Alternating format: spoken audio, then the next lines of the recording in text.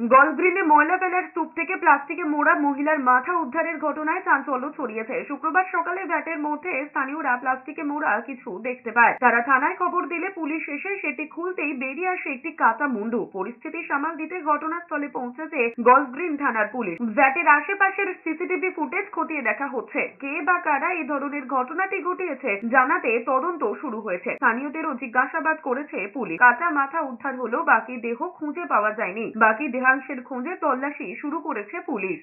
আমরা খবর পাই, আমরা আসি তখন দেখি পুলিশ চলে এসছে গল্পিংটানা। তারপরে ওটাকে রিকভারি করে ভ্যানে করে নিয়ে গেল। ওখানে ব্যাগের মধ্যে চুল ছিঁড়ে আছে, মুন্ডুটা আর রক্ত প্লাস্টিকে মোড়া ব্যাগের মধ্যে ছিল। কি বলা ছিল? বডিটা এসে এখানে ওদের মুন্ডুটা এনে এখানে কেউ ফেলে দিয়ে চলে গেছে। তো আছেই, তদন্ত করছে।